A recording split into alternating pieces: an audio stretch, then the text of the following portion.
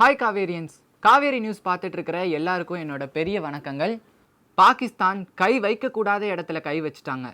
இனிமேலும் இந்தியா அமைதியாக இருக்காது. பாகிஸ்தான் அழிவை நோக்கி போயிட்டு இருக்காங்க. பாகிஸ்தானுக்கு அதிகரிச்சிட்டு இருக்கக்கூடிய ஆபத்துகள். இவ்வளோ நாளாக அமைதியாக இருந்த சீனா ஒரு கருத்து தெரிவிச்சிருக்கிறாங்க. இது என்னலாங்கிறத தான் இன்னைக்கு வீடியோவில் நம்ம தெளிவாக பேசலாம் வாங்க.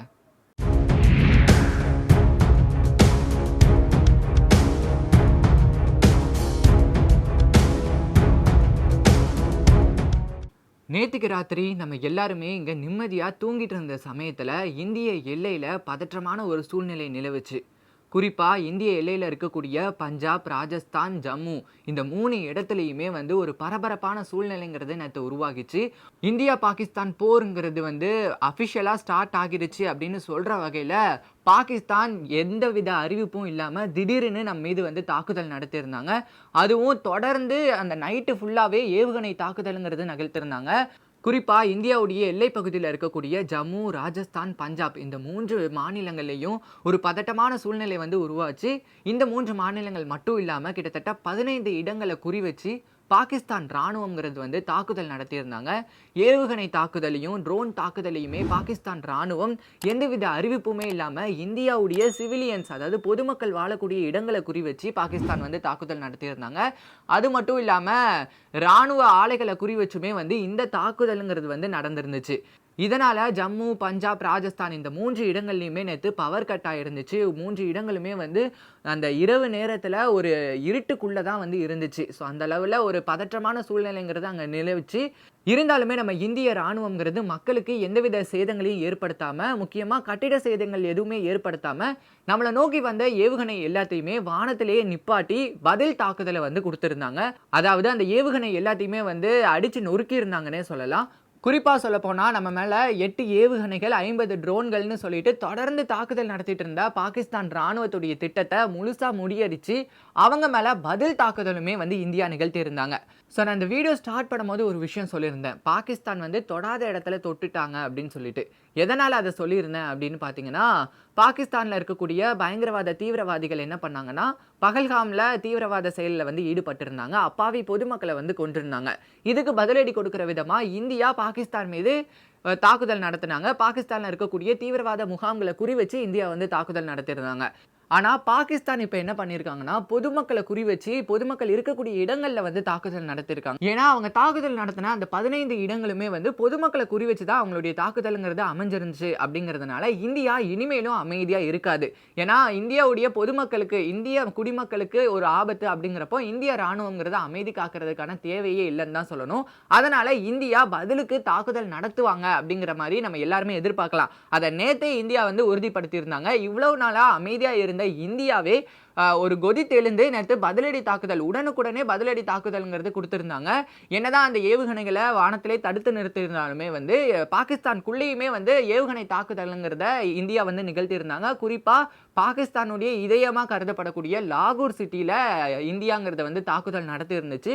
லாகூர் மட்டும் இல்லாமல் பாகிஸ்தானில் இருக்கக்கூடிய முக்கியமான இடங்களை குறி வச்சு இந்தியா தாக்குதல் நடத்தியிருந்தாங்க. லாகூர், இஸ்லாமாபாத், கராச்சி, சியால்கோட், பஹவல்பூர், போஷாவார் அப்படின்னு சொல்லப்படக்கூடிய இடங்கள்லாம் இந்தியா பதிலடி தாக்குதலை நிகழ்த்தியிருந்தாங்க. இவ்வளவுக்கும் பிறகாது பாகிஸ்தான் அமைதி காப்பாங்க, இந்த போரை ஒரு முடிச்சு வைப்பாங்க அப்படின்னு பார்த்தா பாகிஸ்தான் இன்னமும் அமைதி காக்கிறதுக்கு நாங்கள் தயாராக இல்லை, இந்தியாவை ஒழிச்சே தீருவோம் அப்படின்னு சொல்லிட்டு கங்கனை கட்டிட்டு திரிஞ்சிட்டு இருக்காங்கன்னு தான் நினைக்கிறேன். அது மட்டும் இல்லாமல் இவ்வளவும் பண்ணிட்டு பாகிஸ்தான் என்ன சொல்கிறாங்கன்னா, இதுக்கும் எங்களுக்கும் சம்மந்தமே இல்லை அப்படின்னு அந்தர் பல்ட்டி அடிக்கிறாங்க. எப்படிரா இப்படிலாம் பொய் சொல்கிறீங்க அப்படிங்கிற மாதிரி தான் கேட்கணும்னு தோணுது. அதாவது பாகிஸ்தானுடைய டிஃபென்ஸ் மினிஸ்ட்ரி அப்புறம் வெளியுறவுத்துறை அமைச்சர்கள்லாம் ப்ரெஸ் மீட் கொடுத்துருக்காங்க. அந்த ப்ரெஸ் மீட்டில் அவங்க என்ன சொல்லியிருக்காங்கன்னா, இந்த தாக்குதலுக்கும் எங்களுக்கும் எந்தவித சம்மந்தமுமே இல்லை. குறிப்பாக நாங்கள் பஞ்சாப்லேயோ இல்லை ஜம்முலேயோ இல்லை ராஜஸ்தான்லேயோ நாங்கள் எந்தவித தாக்குதலையுமே நடத்தலை அப்படிங்கிற மாதிரி பாகிஸ்தான் தரப்புல இருந்து தெரிவிச்சிருக்கிறாங்க.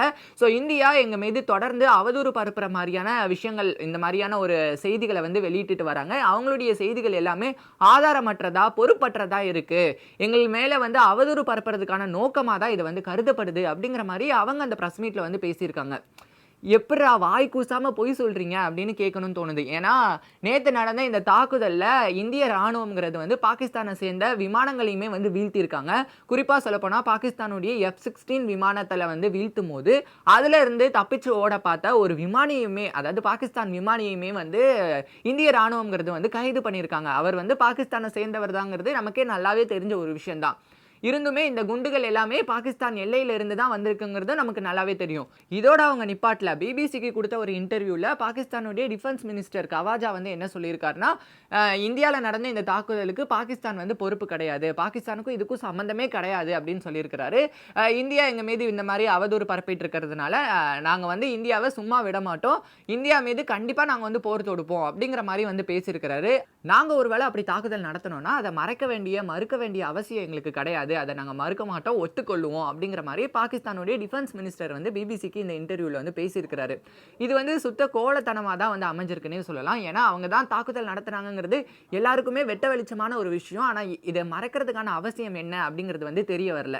அதே மாரி பாகிஸ்தான் இப்ப நம்ம மீது போர் தொடுத்து ஒரு மிகப்பெரிய தப்பு பண்ணிட்டாங்க அப்படின்னு தான் சொல்லணும். ஏன்னா இந்த சமயத்துல அதாவது பாகிஸ்தானுக்கு உலக நாடுகளுடைய சப்போர்ட் இருக்கா அப்படின்னு கேட்டா கிடையாது. அதே மாரி பாகிஸ்தானுக்கு இந்தியாவ கம்பேர் பண்ணும்போது ஆயுத பலமே வந்து ரொம்பவே கம்மி. அதுவும் நம்மளே நேத்தே பார்த்தோம்.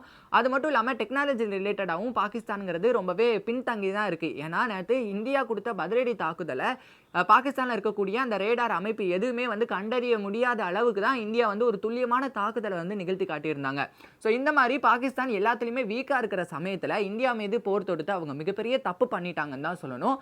இதனால இந்தியா இனிமேலும் அமைதியாக இருக்க போறதில்ல. பாகிஸ்தான் திரும்பவும் தாக்குதல் நடத்தினாங்கன்னா அதுக்கு 2 மடங்கு அதிகமாகவே இந்தியா தாக்குதல் நடத்துவாங்க அப்படின்னு சொல்லிட்டு நம்ம எல்லாருமே எதிர்பார்க்கலாம்.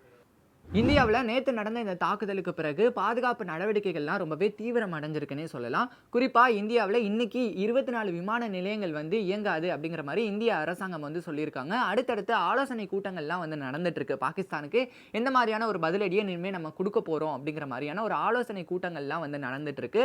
ஸோ இந்த சமயத்துல சைனாவுடைய வெளியுறவுத்துறை அமைச்சகத்து மூலமா ஒரு செய்தி ஒண்ணு வெளியிடப்பட்டிருக்கு. அதாவது இந்தியா, பாகிஸ்தான் இடையில இருக்கக்கூடிய இந்த போரை வந்து நிறுத்துறதுக்கான நடவடிக்கைகள்ல நாங்க ஈடுபடுவோம் அப்படிங்கிற மாதிரி சைனாவுடைய வெளியுறவுத்துறை அமைச்சகம் வந்து ஒரு செய்தியை வெளியிட்டிருக்காங்க. அது மட்டும் இல்லாம இந்த உலக நாடுகள் கிட்ட இந்த பதற்றம்ங்கிறது நாளுக்கு நாள் அதிகரிச்சுட்டே போயிட்டு இருக்கிறதுனால இதை இனிமேலும் வந்து நம்ம பொறுத்திருந்து பார்த்துக்க முடியாது. இது வந்து அதிகமாகிறதுக்கான வாய்ப்பு இருக்கு அப்படிங்கிறதுனால இந்தியாவுக்கும் பாகிஸ்தானுக்கும் இடையில போர் நிறுத்துறதுக்கு என்ன பண்ணணுமோ அதை வந்து சைனா பண்ணும் அப்படிங்கிற மாதிரி சைனாவுடைய வெளியுறவுத்துறை அமைச்சகத்தினால ஒரு செய்தி வந்து வெளியிடப்பட்டிருக்கு. இது மட்டும் இல்லாம நேத்தே வந்து அமெரிக்காவுடைய துணை ஜனாதிபதியான ஜேடி வான்ஸுமே ஒரு செய்தி வெளியிட்டிருந்தாங்க. அதாவது இந்தியாவுக்கும் பாகிஸ்தானுக்கும் இடையில ரொம்ப நாளாவே இந்த போர் வந்து நீண்டுகிட்டே தான் இருக்கு.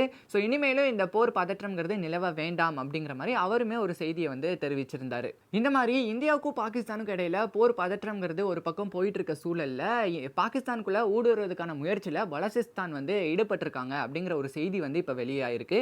அதாவது BLA அப்படின்னு சொல்லப்படக்கூடிய பலசிஸ்தான் ஃப்ரீடம் ஃபைட்டர்ஸ்லாம் வந்து பாகிஸ்தான்ல இருக்கக்கூடிய கேஸ் ஃபீல்டை கண்ட்ரோல்ல எடுக்கக்கூடிய வேலைகளை வந்து இப்போ வந்து ஈடுபட்டிருக்காங்களாமா. ஸோ அந்த கேஸ் ஃபீல்டை அவங்க ஒரு வேளை கண்ட்ரோலில் எடுக்கிறாங்க அப்படின்னா வந்து பாகிஸ்தானுக்கு அது மிகப்பெரிய பாதிப்பாக போய் முடியும். குறிப்பாக சைனாவுக்குமே அது வந்து பாதிப்பை ஏற்படுத்தும். ஏன்னா அதில் நிறைய இன்வெஸ்ட்மெண்ட் யார் பண்ணியிருக்கா அப்படின்னு பார்த்தீங்கன்னா சைனா தான் வந்து பண்ணியிருக்காங்க. ஸோ பாகிஸ்தான் அடுத்தடுத்து அழிவை நோக்கி தான் வந்து நகர்ந்துட்டு இருக்காங்க அப்படிங்கிறத வந்து நம்ம இந்த ஒரு விஷயத்து மூலமாக வந்து பார்க்க முடியும். ஸோ இன்னைக்கு என்ன நடக்க போகுது, இன்னைக்கு நைட்டும் பாகிஸ்தான் வந்து தாக்குதல் நடத்த போகிறாங்களா அப்படிங்கிறத நம்ம பொறுத்திருந்து தான் பார்க்கணும். இந்த செய்தி உங்களுக்கு பயனுள்ளதாக இருந்திருக்கும்னு நினைக்கிறேன். இந்த வீடியோ பிடிச்சிருந்தா மறக்காம லைக் பண்ணுங்க, ஷேர் பண்ணுங்க, கமெண்ட் பண்ணுங்க. மறக்காம காவேரி நியூஸ் சேனலை சப்ஸ்கிரைப் பண்ணிட்டு பக்கத்தில் இருக்க பெல் ஐகானை வந்து கிளிக் பண்ணுங்க. அடுத்த ஒரு இன்ட்ரெஸ்டிங்காக அண்ட் இன்ஃபர்மேட்டிவான ஒரு வீடியோவில் நான் உங்களை வந்து சந்திக்கிறேன். Until then, bye from நான் உங்க ராமச்சந்திரு.